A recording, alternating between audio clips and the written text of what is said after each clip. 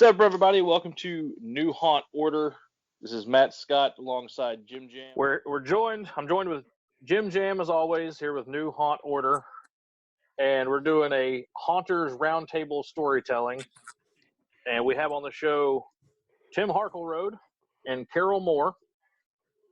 Carol down there. Tim is the guy who got me started in haunted houses back in 2006. Oh. I remember I was sitting in the common area between classes at college and saw a local haunted house website, or it might have even been a MySpace at the time. Oh, wow. Yeah. Yeah. And I was like, that sounds like it might be fun. I like makeup. I like Halloween. So I emailed Tim. I was like, hey, I'm a theater major at ETSU. I really love horror makeup. Can I work at the haunted house? And I said no. I remember getting an email back almost immediately. It was weird. And he goes, hey, can you meet for lunch today? So I said, of course. I don't need computer science. So Smart move. You can tell by the way this has gone so far that you didn't need computer science. Sadly, I failed that class probably 3 times. It was one of the easiest classes to take. I just never went. I never showed up. But anyway, I go and I meet him at Hardee's in Johnson City. Nice. And I remember you had a stack of doors in the back of your truck. That was my first introduction to haunt porn, Carol. Nice. I like that. Carrying doors. That's my kind of guy right there. I made him. I tested him. I made him carry 5 doors around Hardee's parking lot. You're hired, kid. You're Good hired. job. Say boo. Grab a door. Boo, give me $1. Boo, give me $1. Well, actually, the funny thing I do remember from that was you said, all right, well, here's the interview. You're hired. You showed up. We were, as you can tell, we were desperate. Clearly. Hadn't even seen any of my makeup. He's like, sure, you can do it. Figure it out as you go, right? Pretty much. But yeah, so tell me about your thoughts that day when this random kid showed up wanting to work the haunted house. Well, most of the people, if they showed up sober or they weren't stoned yet, I would usually hire them. I mean, it was, I couldn't understand it because since I was in junior high, I was wanting to work haunted houses, and I would work for nothing, and I would work 24/7. I mean, you put me, when I'll give you an example. I started college down here at UT in '77, and the Powell JCs put on a haunted house over at 4th and Gill. This house was so scary. When they would make a beer run, they'd make a beer run like every 10 minutes. But when they make a beer run, they said, just hang around here and get some work done, and we'll go get some beer. And honestly, I got the creeps in that house. It was the quintessential haunted house. So, I won't get into that right now, but we were so desperate for people. And I was paying people. You know yourself. I couldn't pay a lot, but you were paying. I was giving people gas money, and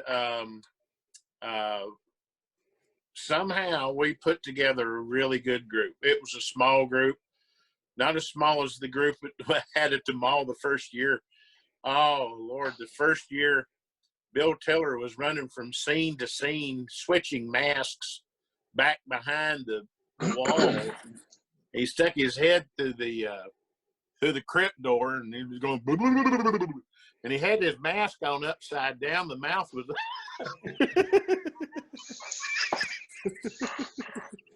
Oh, Which man. actually we kept in the show because it made it that much scarier.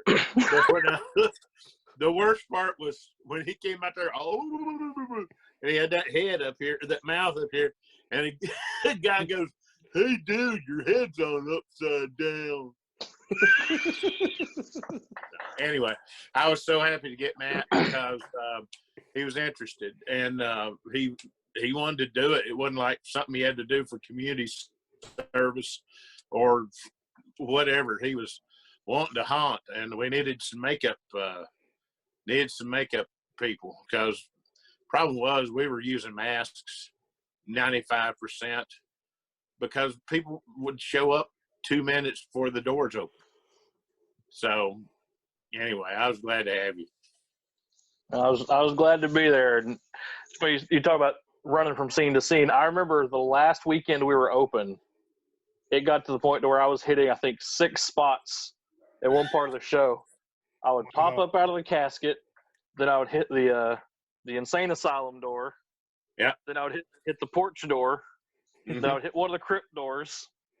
And there's something else after that. And usually by the time I was getting done with that one, I'd have to run back to the casket and start over.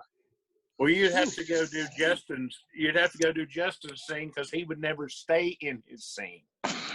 Yep. Remember, he was the bed bug. We had him inside the bed. Yep. And he wouldn't stay in the scare spot. A group would come in and nothing would happen because Justin's over following the previous group through. We all know somebody like that. Yeah. See, Carol, I've been dealing with those kind of people since the beginning. Mm-hmm. Well, so you have people that follow the group the whole time? He wasn't supposed to. He just chose to do that. He wanted to keep scaring and, jump out here and jump out there, whether it made sense or not. Usually it didn't. No. We have a name for those kind of actors, Jimmy. At least I do. And that term is a fucko. That's what I call them. It's a pretty good way to just put all those kind of people in one term. That's how I use it anyway. I think it should be changed to Justin's. He's a Justin. He's a Justo. A Justin. Yeah, I remember I worked there that one season. It was 2006, and you told me we weren't going to be doing it the next year. So I was like, well, where do I go now? Like, there's got to be another haunted house I can work in. I was like, I just got to do this. And that was when I was like, wait a minute. There's year-round haunted houses somewhere. So I remember I messaged the Mysterious Mansion and Ripley's Haunted Adventure. And Ripley's was the first one to respond, so that's where I decided to put it in my application. Never heard back from the mansion, ever. I bet you can get in there now. I absolutely can get in there now. I can walk all the back hallways in that show. And Tim, I got to get you hooked up with Tristan, who's the GM up there now. That show has come a long way. It's just, I think Adam was there. Is he still there? No, Tristan actually took over Adam's position. Adam left to go work for, I think, Fairfield. Okay. Well, they did a great job. Whoever restored that show. Ironically, John and I went over to see the show the very day that Val Valentine died in Florida, the guy who built it. Yeah. Back 25, 30 years ago. Wow. Well, I think they're celebrating their 40th this year. Is it 40? Yeah, it is 40. Yeah, it would be. Yeah, Tristan said they're trying to orchestrate a big like press deal and have like a party and have a bunch of people come out. Like he wants to invite a bunch of haunters to come out and just kind of give a tour of the property, and it's really impressive. Carol, have you seen behind the scenes at the mansion? No, I've only been in it, I think, once when I was a young man, maybe. So I haven't been, and Ripley's is probably the last one that I remember going through. The Hauntings, which was like on the corner right there. Mm-hmm. It was like that show you sit down in. And yeah, it's an escape game now. I almost went to that one that burned down. What was that one? It was I think it was something. I think it was just called like. It's where Ripley's is now. Like I'm pretty sure because that whole block burned or something. It was on the same block that the Believe It or Not's on. It was over by the Space Needle. Rebel Corner was there, wasn't it, Matt? Yeah, it was adjacent to Rebel Corner. Yeah, I've never got a behind the scenes tour of the mansion. I mean, hopefully if I go back to East Tennessee, I'll hopefully get that opportunity. Well, I know Tristan would hook you up with that, and it's mind-boggling to see how that show operates, because it is not designed to handle any type of, group of people at all. Like they're literally climbing ladders up and down between floors. And I'm like, no wonder everyone over here was on amphetamines. You had to. Handicapped. That's not fair. I'm sure everyone wasn't. All right. Well, I'm sure someone wasn't. I'm sure at least one person was not. I don't know. It's just a joke. So no, I don't want to get letters. Oh man, what the hell? That's a great. Hey, let's finish talking about the mansion by saying what a great show it is. It's absolutely it's a phenomenal show, and hats off to the people that act in that show, because I know I couldn't run my big rear end all over that show and hit the spots. And then they're not only hitting spots, they're leaping from platform to platform and climbing the walls, and it's unbelievable. Yeah. But he showed me one of the animatronics that was up in the one that used to come out in the almost like the widow's was it the Widow's Walk or whatever? Oh, you mean up on the outside? Yeah, he was showing me the animatronic, and it's not a store-bought animatronic, because when it was built, they didn't exist. Yeah. It's been welded together, and it's on a cam wheel with different notches, and every so often it'll come around and hit a timer to turn the motor on. It's really I want to do a documentary about the mansion itself, like just the history of the Mysterious Mansion. Hey, who did the what's his name that did the Arx Mortis documentary? I can't remember his name. I can see his face, but I don't think I ever knew his name, to be honest. Which documentary? It's called Family of Fear. Yeah, I think it came out in the last couple of years. It's about Arx Mortis down in Alabama. His name is Stephen Lackey. Okay. He's a director, so he might be able to help with that. I'd like to get J. Michael involved in it. Exactly. That book right there. We're working on a couple of projects right now. Okay. We finished a script. It's called Cracker Jack. It's a horror film, supernatural horror film. We're working on a Christmas movie, and two Bigfoot. He's working on a Bigfoot short, and I'm also working on a Bigfoot short. And we got a couple of things in the works. I don't know if we'll sell anything. I hope we will. But yeah, he'd do great. He did the Jaws documentary, The Shark's Still Working. Yep. Nice. Yeah, Carol's a big Jaws buddy. It's a good one. That's a great documentary. He managed to get everybody. everybody in that movie is on the documentary. Even Spielberg. Wow. That's a big catch right there. Well, I don't know if you know this, but I also have Tennessee Horror News, and I can help promote anything you need promoted. So, yeah, just throwing that out there. Where are you located? Are you in Nashville, Jimmy? I'm in Manchester. Manchester. Yeah. England? No, Tennessee. Okay. Yeah, you can tell by that great English accent he's got. British accent. That's a Manchester. I live in the south of Manchester, England. Oh, okay. Yeah, the southern portion. Oh. All right. So, Carol, let's talk about how you and I met. Oh, About how I man. met Tim. We didn't even actually meet. We met at the haunt, but not working the haunt together. Yep. That was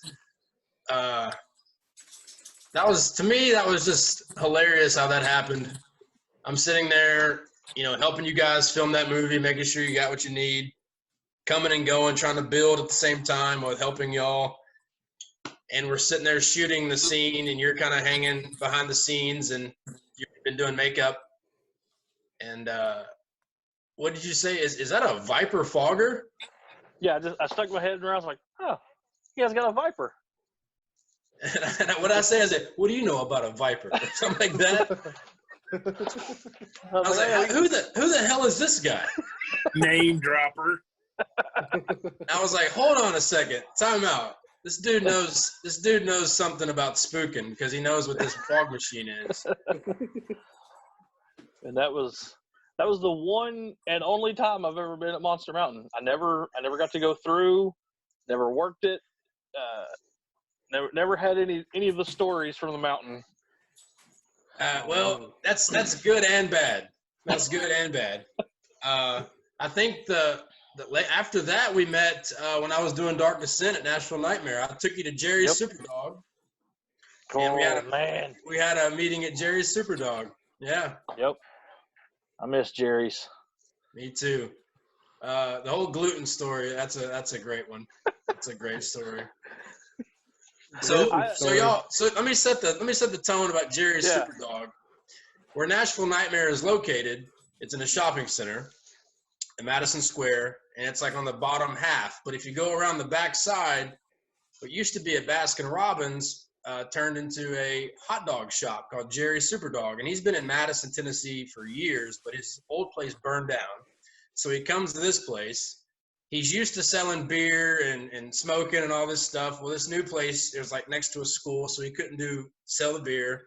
You're not supposed to smoke in an establishment unless it's 21 and up. Jerry did not give a damn. Jerry's ash from his cigarettes would just put that little seasoning on your hot dog just perfect. And he'd be sitting there with a cigarette in his mouth making your hot dog. So this hipster walks in one day. This hipster walks in. He goes, "Hey man, let me get one of those hot dogs, bro, and let me get a gluten-free bun." And Jerry goes, "A what now? A what?" He said, "A gluten-free bun?" He goes, "A what? What now?" And he goes, "Just don't worry about it. Just don't put a bun on it." So he hands this dude a hot dog with no bun. He walks out, and Jerry's looking at him like this here. He looks at me as he takes a drag off that cigarette and goes, "Carl, what the fuck's a gluten?" Man. I lost it, man. I lost it, dude. He was the coolest. He loved Alabama football. He was closed on Sundays because that was the day he would clean the restaurant. He probably didn't clean it any other time, but I would go in there on some Saturdays and you get a hot dog. You watch in Alabama. I go on Sundays to watch football, but he was a great dude. He practically lived there because he worked all the time. He had no family, and sad day. The health inspector was coming to inspect for the new inspection, and they found him passed away in the back. He had a heart attack and died in the restaurant. Oh man! But great dude, awesome hot dog. I miss that place. But working at Nashville Nightmare, we would walk to it because it was so close, and we loved Jerry's Superdog. We sure did. It was That was They our were spot phenomenal. for a while. They were so good. Yeah. And they weren't like a little piddly hot dog. I mean, you got a meal when you bought a hot dog. That's super special, man. That's man, I'm just thinking about it. Damn. So, do you all have I mean, we used to do the Waffle Dog, Waffle House. We got it Waffle Dog after the honk. Or we go to Pierkins. Pierkins? Oh my God. Oh man. Well, that's the only place open that time of night. Carol, say what you will, but I love Perkins. You're nasty, man. That tremendous 12. When I'm rolling through East Tennessee and I see that Perkins on the left side of 40 right before I get to the split, or maybe after. No, it's right before the split. It's right. It's there at Dandridge. Yeah, the Dandridge exit, and I'm like, I can't even think about it, man. It just makes me really. I would rather go to IHOP than Perkins, and I'm not a fan of IHOP. Country Fried Steak, and you want to know what gluten is? That's that white gravy they put on. It's pure gluten. Hey, I am all about a choke and puke and a greasy spoon, but something about Perkins, man, I just can't get behind it. I'll eat Waffle House all day long. I love me some Waffle House. The best thing at the Johnson City Perkins was being there around 3 a.m. Oh, because that was when all the bars shut down. Oh my God! And inevitably, every night around 3 a.m., especially Saturday, that was the best time. But it would just be an influx of the crowd from the gay bar and the redneck bar. They would just converge. And it was like détente. It was like dinner theater. It's about to rumble. Yeah. Johnson City takes its gay clubs very, very seriously. I mean, it's an art form. Actually. Well, they're like number 2 per capita. Yeah. Right behind San Francisco. Yeah. Really? I did not know that. Yep. Oh yeah. Wow. I've only been to Johnson City a few times. You know, the farmer's daughter is up that way, I think. Who's she? I know a few of them. The farmer's daughter is great. And then what's that town that hung that elephant, Matt? Irwin. Yeah. So sad. Oh. Unless you're from Irwin, you don't go to Irwin. And they know if you're from there because you're related to them if you are. There's a sign that says, if you're not from Irwin, if you can read this sign, run. Yeah. If you can't read, just run. Yeah, Irwin is a unique town. That's being nice. It's the home of Clinchfield Railroad. Yep. It's a beautiful area. Like gorgeous area as far as, landscape goes. It's just and I haven't been there in years, but I doubt that it's really progressed much from what it used to be when I was growing up. Why should it? But it was literally an area that unless you had business there, you just don't hang out there. It's like Newport. Hey, Newport. It's a fantastic town. My mom lives in Newport. Are you serious? But your mom from my Newport. Mom lives in Newport, and does she cook crack or just sell it? Both.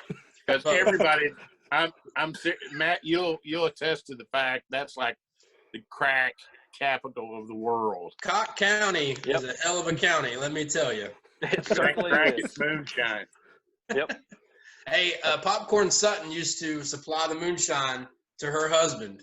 My stepdad, when I first met him, he's like, "Carl, you like moonshine?" And I was like, "Yeah, I like moonshine, Mitch." He's like, "Hey, get a little bit out there." And I was like, "All right, let me try it." And I was like, "That's pretty good." And he's like, "Hey, heard popcorn?" And he was talking about popcorn and how he would come into the hardware store where Mitch would work and get his supplies and stuff. And I heard, before Popcorn had that show, Mitch was always talking about popcorn, and my mom was talking about it. I was like, "Who is this? Some just, Cock County resident that y'all are, preaching about?" But he was the real deal. And but yeah, my mom, my mom is a chef, and she went to culinary school at the Opryland Hotel, and then was moving around from place to place, and she just missed Tennessee. So she was trying to get back home, and she took the first gig she could in Tennessee, and it was actually a Ryan's all-you-can-eat buffet in Newport, which they actually paid really well. Which was because I was like, Ryan's? I said, Mom, you're overqualified to work at a Ryan's. She's like, well, I don't just work there, I'm a manager. And I was like, okay. But she explained it to me, and her salary was more than she was making anywhere else, which was surprising. But that Ryan's is right there off the interstate in Newport, so they got a lot of buses and stuff like that. She worked there, and she met her husband there, and so she ended up staying in Newport. So I go out there. I used to go twice a year, but now I go, just for Thanksgiving. And I like Newport and Morristown a lot. I would love to do a haunt out East Tennessee out that way, but it's kind of, I'd rather do one either in Austin or Nashville or. Well, Michael Wooden does really well up at Frightmare Manor, and I think he lives in Nashville.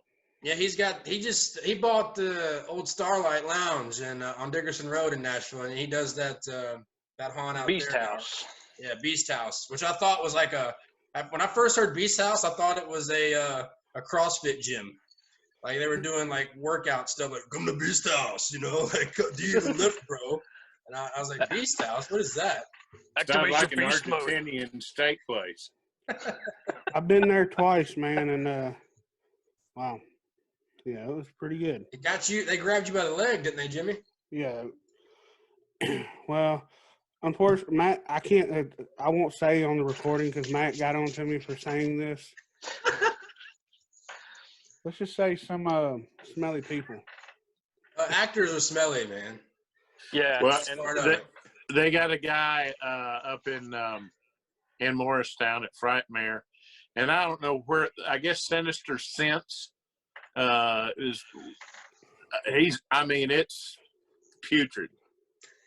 I don't know how he stands to wear the thing. Of course, we had a guy work there second year, just smelled like that naturally.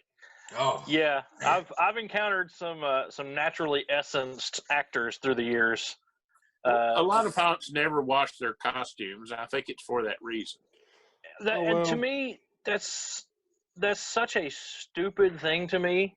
Like, you can make artificial scents to scent your costumes with. You don't need bacteria growing that you're then putting someone in. Like, clean your stuff. That's like old school haunt mentality. That's one of the things that just needs to disappear. Dr. John. Stuff that, Dr. John. Dr. John, this make it look fun. First year I went to Transworld. No, second year I went to Transworld. Sinister Sense was handing out these little vials about this big of different smells. And I think I got rotted corpse and tainted bacon and Phil Morris's socks and that sort of thing. And I got on the plane flying back home, and one of those vials opened up inside my carry-on bag. Oh. And luckily, it didn't really show up to about 10 minutes before we're landing. Everybody's going like this, and I'm going, wonder what that is. And, man, I got off that airplane as quick as possible, and it ruined every brochure.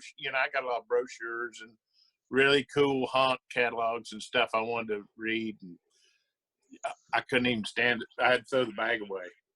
People still talk about you, Tim, from that flight. There was this one flight I took, and there was this man who smelled so awful. Yeah. He was a huge, bulging man. And see, Carol, it's unanimous. I tell Carol all the time, I can tell whether I can be friends with someone on whether we can converse in movie quotes. Exactly. Huge, beastly, bulging man. And half of mine come from Christmas Vacation anyway. Oh, great flick. Yeah. Well, but going back to where, places that, I would eat or the crew would eat, Waffle House was huge. Sometimes we go to Beyond the Edge, which was in East Nashville, because they were open pretty late. A lot of places aren't open late, especially, Madison, Hendersonville. I fell asleep at Waffle House a few times. Yep. Matt, you were there when almost got arrested, right? I was there for that one. Yeah. Yep. Hendersonville Police Department decided to. Well, let's. Carol doesn't get along with cops to begin with. It's not my fault. They look at my face. I piss people off. I don't know what I do. It's something about you. I don't know. People just have a dislike towards me sometimes, and the police are number one. Yeah, they were out there. Something was, what was it? Someone had. I think a couple people were having a fight, and someone called and said that some guy had threatened to shoot somebody. So I go to the bathroom, and I'm coming back to the table, just minding my own business, and this officer busts in the Waffle House and comes straight to me. Of all the people in the Waffle House, he comes straight to me and goes, "Hey, what'd you say out there?" I go, "I'm sorry, I was in the bathroom." He goes, No, what did you say out there? I was like, I didn't say anything. And he gets on the radio and he's like, what's the suspect look like? And I was pissed. And then my girlfriend at the time was like, Carol, calm down. I was like, no, he just accused me. And then next thing I know, a dude's getting tased outside, and because he wouldn't give them their ID. It was just a big debacle. The dude was already in handcuffs, and they bent him over the cop car and tased him between the shoulder blades. I'm pretty sure Snake Man was there too. Snake Man. He was. And TD was there. It was Snake, TD, you, me, and Anna. And Steve's like, "Hey, that could have been you down there."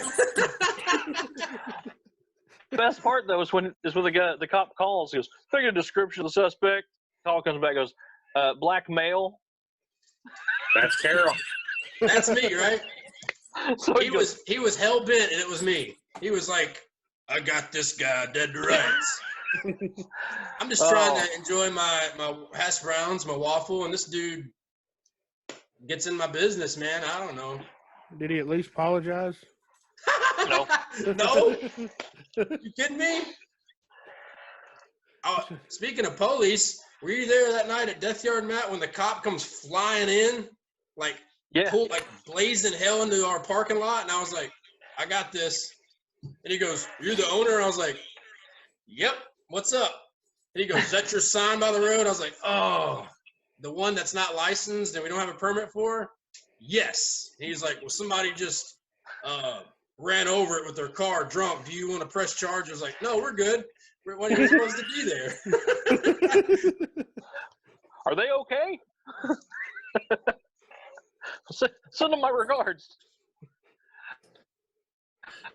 Tell me about Snake Man. Snake Man is a legend. I met him at Monster Mountain, and we'll just go ahead and show the public who Snake Man is if they can see this. Yeah. He's a guy he worked at Monster Mountain, and he's knows a little bit of everything about construction. He's not like, a huge carpenter by any means, but he's been around a lot. He knows what he's doing. Got a heart of gold. He had a felon hit his head when he was younger on a houseboat. I was waiting for that part of the story. Go ahead. He lived in this house next to where they used to make Gibson houseboats in Goodlettsville. And in the weekends, he would go there and play on the houseboats when they were closed. And his sister kept telling him, "Don't you go over there. I'm going to bust your butt." So he went over there and was playing on the boats and saw his sister coming. And she was going to basically, whoop his butt. And so he got scared, tripped and fell, hit the boat with his head, did another, hit the boat again, and then hit the pavement the third time. So that did something to his brain where his short-term memory, him trying to learn new things was very difficult. So, he can't read very well. He has seizures, and he's just very, he can function like a normal adult and everything, nothing wrong with him, but he just can't learn as fast as others. I mean, he called me Karen for the first 2 months that I met him. He just kept calling me Karen, and I never corrected him. Your name isn't Karen? Karen, yeah. I thought it was Erica. It was on the screen. Yeah, it was on the screen. But Snake Man would he would we called Snake Man because he had this giant python that they would carry around the haunted house, and he would hold it, put it in people's faces and all that stuff. But he's always just this character that when he starts to get intoxicated, he just says the craziest and does the craziest stuff. And Matt's been around him. I could do a whole video about just Snake Man in general, but he would tell these crazy stories. Okay, so here we give an example. He went to Japan. He got a black belt in karate, flew a helicopter upside down, worked for the CIA, and he did all this crazy stuff in Japan. And I was like, Snake Man, were you in the CIA? He's like, yeah, man, I was doing all this stuff. So at this time, he's telling me these crazy stories. He's telling me he had this badass, Chevy Impala. Anyway, so I'm like, Snake Man's just, he doesn't know that this isn't the truth. This is just stuff that he's thought up or whatever. Yeah. So we're at this gas station getting him some cold beer one day, and this guy walks up and goes, "What's up, James?" And that's his real name. He's like, "Hey, what's going on, man?" And he's like, "Man, you still got that badass Impala?" And I was like, "Do what? Did Snake Man really have an Impala?" And this guy's like, "Man, that was such a badass ride. Me and you used to cruise in Madison Square." And it hit me like, what if he really was in the CIA? He does have a black belt in karate, and he did fly a helicopter upside down. I don't even know if Snake Man, like this dude could be James Bond for all I know. The redneck James Bond who does his own tattoos. I don't know. I didn't tell you I did all that. When he called me a stupid ass, that was probably one of the funniest times I remember. I laughed so hard. Stupid ass. I spent a lot of time with House of Shock. Yeah. And I got to know, Ross is one of my best buddies. I got to know Ross really well, Ross Carpelman. When I first heard about House of Shock, I had started working out in New Orleans. I did cruise ships for 27 years. I was working out in New Orleans, and I had just published my first book, and I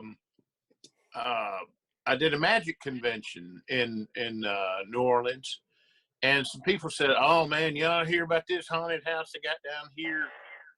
Man, they got devil stuff, and they worship devil and worship Satan and all this." And I said, "I got to find out about this." So I had made a friend, Doug Ferguson, the Phantasmachanic. Y'all know of Doug? He invented the flying crank ghost. Yes, I've heard that name. Yes. And he created Phantasmachanics. He's one of my best friends as well. And he loved House of Shock, and he knew them. He eventually worked for them, built a dark ride for them one year, matter of fact. But he introduced me, and I called Ross, and they were coming up to Chicago for the Transworld show. So I said, "Well, let's meet up there. I want to meet you guys." So we went out and had dinner at Umberto or somebody's clam house. It was amazing food. Anyway, I got to know the House of Shock people, and that's the nicest bunch of people I've ever worked with. They're not Satanists. I mean, like Ross says, he goes, "Hell, I ain't a Satanist. I'm Jewish, for crying out loud." Which, in East Tennessee, it's that's the same thing. It's the same thing. But one might be worse than the other. I'm not sure. What I didn't know was who Phil Anselmo was. And I met Phil. He used to sit. He had a perch in the House of Shock. He had like a lounge chair, and he had TV screens, and he had buttons he had pushed to make something squirt water or smoke or something jump up or whatever. He wasn't there a whole lot, but he had his own perch seat. House of Shock started with Ross Carpelman, Steve J, Jay Gratianet, and Phil Anselmo, and they started the House of Shock in Jay Gratianette's grandfather's backyard. Wow. They hung some sheets over clotheslines, and they sit around and said, hey, remember we used to go to these crappy haunted houses as kids, so why don't we build one? So they did one and just did it as a goof, you know, and invited a few people. Well, like hundreds of people showed up. Crazy. So the next year they decided to find a location. I don't know when they got into the warehouse over there. It was under the Huey P. Long Bridge. Yeah, and it was House of Shock is still there. It's just not House of Shock anymore.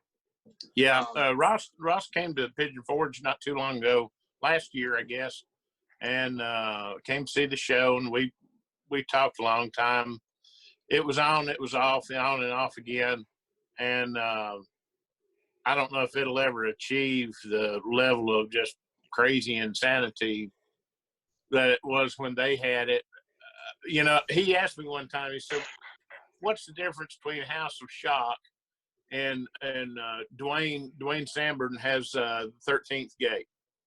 I said, well, if you see the same scene in each haunted house over here, let's say you got a clown eating a dead deer. I said, 13th Gate, you've had probably 2 technicians have worked on this, crafting this fake deer for 2 weeks, hand inserting the hair and everything to make it look realistic. Whereas House of Shock, somebody probably hit the deer with a truck on his way into work, and it drug under his truck all the way there, and then some guy in the clown suit decides to eat it. Yep, sounds about right. That's the difference between the two. Both were amazing shows. I love Dwayne's show, and I love the guys at House of Shock. I missed that show, but man, they had some wild people. I met a girl one time back in the makeup trailer. I went down to work one night, and she was wearing a dress made out of duct tape, which she put on there in the makeup trailer. Man. Yeah. And you know, they had the what they call the Satanic Church. Now I'm a Christian, you know, I don't familiarize with Satan. I don't want anything to do with him. But and yeah, these people weren't Satanists. I don't know, 1 or 2 of them might have been out of the whole crowd, but they had this church in the middle of House of Shock, and Ross was Lord Belial. He was up on this big pulpit, I guess, and then they had these girls in these Catholic school girl outfits being flogged and whipped by demons. Oh, shit. I mean, it don't get no better than that. And I've never, it's just, they didn't try to pay good money to see that. Absolutely. They didn't try to be the craziest, wildest, most out there haunted house. They just were. Yeah. It just came natural. When Snake Man went, go ahead, Jimmy. I'm gonna say one word: drill dough. I think House of Shock still had us beat. Drill dough. I about got attacked by a drill dough when I went through Death Yard. Yeah, that little girl wanted to do things to me that I didn't want. We had some crazy stuff at Death Yard. The genesis of the drill dough, I remember this conversation well. We're sitting at Transworld. I think it was my first year going to Transworld. We're sitting there out in the common area, not on the show floor, not where the other, haunt weirdo people are. We're out in the common area. There's kids walking by going to the Lego convention. And Carol's sitting there. We're all sitting at the table. He goes, all right. And he's talking like normal voice level talking. He goes, so I want to have this chick strapped down to a table with like stirrups and just a wooden spike on a motor just going into her. He goes, can we tie in a water effect to it so as you're going through, you're getting water flung on you? I'm like, Carol, we're going to get shut down before we open.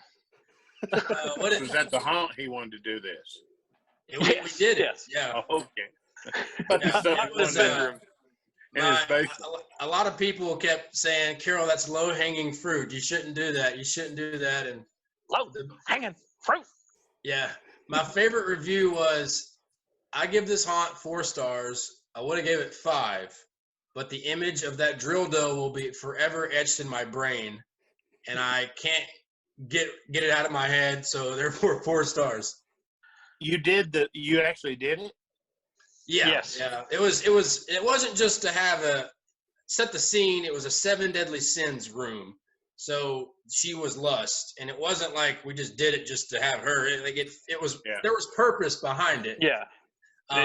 It fit in the story really well, and honestly, where is it being inserted? In her nether regions. Yes. Now, that's not to be confused with Netherworld. No. Right. No, Ben would never do this. Ben would never do this. We had to open a haunt called Nether Region. I think that might attract the wrong kind of clientele. Yes. That's Absolutely. Michael Jackson's amusement park. Oh, but surprisingly, that didn't get as much heat as I thought it was going to. I thought a lot more people were going to be upset by it and offended by it, and they really weren't. I mean, a lot of people commented on it, but no one was like, that's poor taste, and that's, too far. Especially as I'm in there and I'm stringing across the room for people to walk under an umbilical cord and hanging a baby off of it. I'm in there doing it going, I'm going to hell. But Was she worked. naked? Yes. Yeah. It was a naked. It was a dummy. It was a dummy. It wasn't a live actress. Hey, let me ask you. I got a picture of Matt Working on that dummy. Yeah. Naked? I hope he's not naked. No, Matt is not. That is I'm making the something dummy you can fully never clothed. unsee. The dummy's fully Matt has never clothed. seen himself naked. Not all of me. Oh, is he pulling up this picture? Hang on. Let's see if I can. I don't know. Can you see that? That's Matt. That was okay. That was a baby Dapper with it. Cadaver prop, Budget Jessica, and Matt did a great job. And Budget Jessica. Yep. Yeah. No, she had all the flashing on her. Nothing was trimmed. Nothing was painted. Nothing was great. trimmed. Matt did a lot of good work in that 7 Deadly Sins. He did a gluttony stomach. We did. What did you use for that, Matt? Pantyhose and cotton batting. Nothing but the best. Yep. That was the room where I worked. I figured out my permablood recipe. That was the best batch you've ever made. I know. Ah. It was all downhill after that one. I'm hoping one day to get me a Death Yard shirt made. Well, I tell you, did I ever send you that file? No, you didn't. Not yet. Okay, I'll do that. I bought one of your new Haunt Order shirts, Jimmy. Well, hell yeah. I hope you use my promo code so you can get it. I don't remember. I can't remember if I did, but So you can get it really you cheap. get some of that money, right, Jimmy? Got $2. Well, there you go. There you go. Better than Retire early. I don't care if I got any money. I just want the shirt, the shirt to be out there being repped, so. I heard that. Going back to, the drill dough, that same year we had Nazi zombies, and nobody said anything about that. Yep. Well, they were zombie Nazis. They were Nazis first and became zombified. They didn't make a conscious decision as zombies to join the National Socialist Party. Oh, yeah, that's true. But I mean, it's stuff like that. I mean, I don't know if Death Yard was open today, it probably would not be open. We probably would have got shut down. Yeah. I know. I tell you, talking about House of Shock though, Snake Man's favorite haunted house. He talks about it all the time. Is House of Shock. He saw it and he said the pyro was going off so much it was melting the stage because they went for HauntCon one year. You could feel you could feel the hairs on your face singe when they did their pre-show. Steve J did all the pyrotechnics, and he's done pyrotechnics for different rock groups, and you know, they were all pretty much in the music business. And I don't know about Jay Gratianet. I know Steve J was a pyrotechnician, and Ross played keyboards. And actually, the last few years, he was driving the Nickelback's bus, I believe. But they're all such a wonderful, it was a great bunch of people. And oddly enough, Matt, one of the first jobs I ever had in a haunted house was the Snake Man. Huh. Small world. It's a small world, small snake world. I was working at the JC's Haunt over on 4th and Gill in Knoxville. And there was an area when you walk by, it was sunken down. There's like 2 steps, and then there was a room. So as you walk by the railing, I come up to about here on you, right? So I put this leather jacket. I found a leather jacket that had a snake pattern on it. I put it on backwards, and I slicked my hair back, and I did a snaky sort of makeup. But they had the best. They had a rubber cobra that stood up about like this, and it was top part of it had a stiff wire in it, and you could really manipulate the thing. And I had a little air hose. They actually had an air compressor in the room behind me, so I had that snake hissing at them, and that was basically it. Well, one night we had a group come in, about 10 really, really large black girls, and a kid up front looked like Urkel. And the girls were about yours and our size together. Okay. I mean, there's some big girls, a lot of meat. And they get to my room, and they've been screaming through the whole thing, and they got Urkel up front, right? Well, Urkel hits my room, and he just goes down on the floor because I'm working that snake, you know. Yeah. Like 3D. And well, they go down on top of him. I don't know how he kept from getting. I mean, JCs were coming in, picking them up, and Urkel was down there somewhere at the bottom. But that was my first job at a big full-time JC's haunted house. Snake Man. Snake Man. Speaking of small worlds, I'm pretty sure Tim's banjo has been at Death Yard. Really? Over at Steve's? Yeah, over at Steve's. Yep. Steve Huber owned the building. Let me tell you something about old Steve Huber. That was a hell of a man. That guy, I had him convinced one time that Death Yard, the space he rented me, had a basement that he never knew about. We had a bottomless pit illusion, and I'm walking him through the haunt, and I go, whoa, watch out, Steve. You know, we found this hole. We ain't fixed it yet today. It just kind of, the floor gave in. He goes, are you shitting me?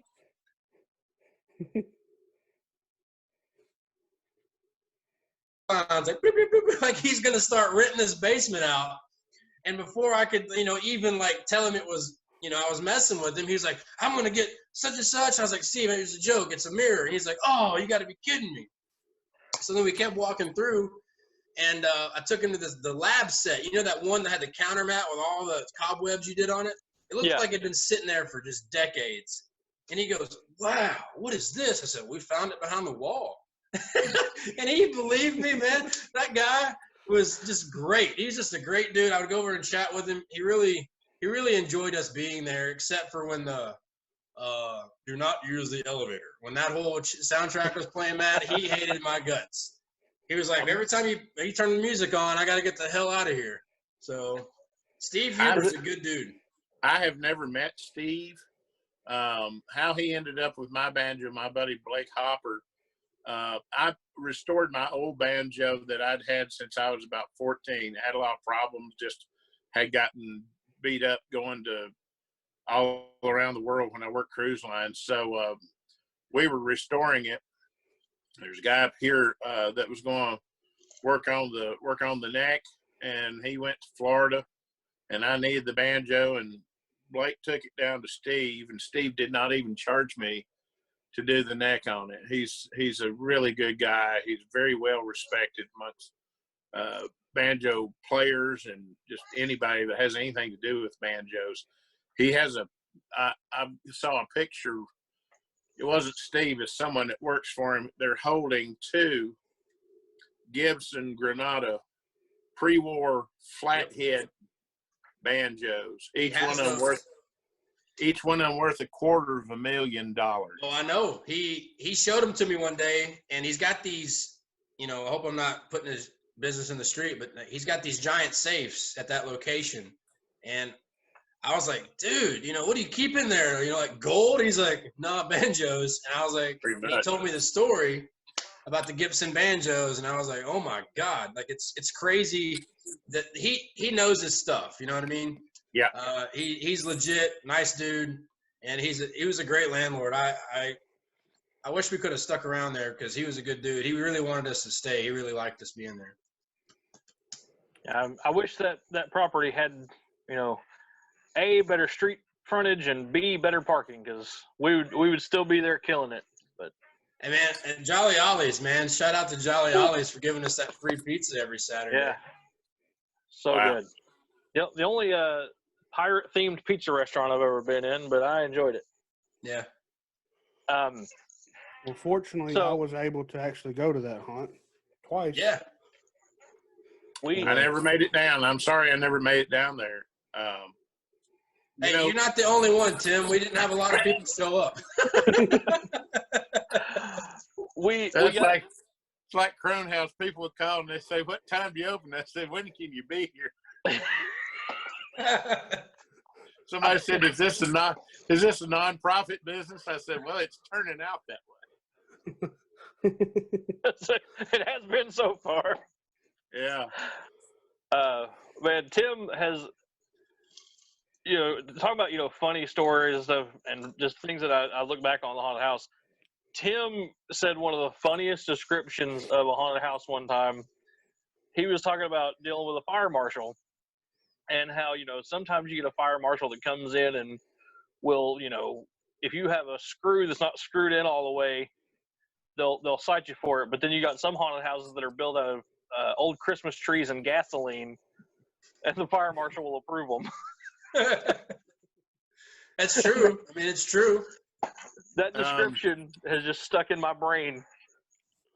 That's the one thing I was always really proud of Crone House. We worked really hard to be up to code and just get along with the fire marshal. I mean, they'll put you out of business if you're not, but I went the year you worked for us, or it might have been the year before, guy from Bristol came down, and I had met with him in his office before we started building. He said, "Do you have any experience building haunted house?" I said, "Yes." And I said, "Plus, I've written some books. I helped start a national organization, and one of our key elements is safety."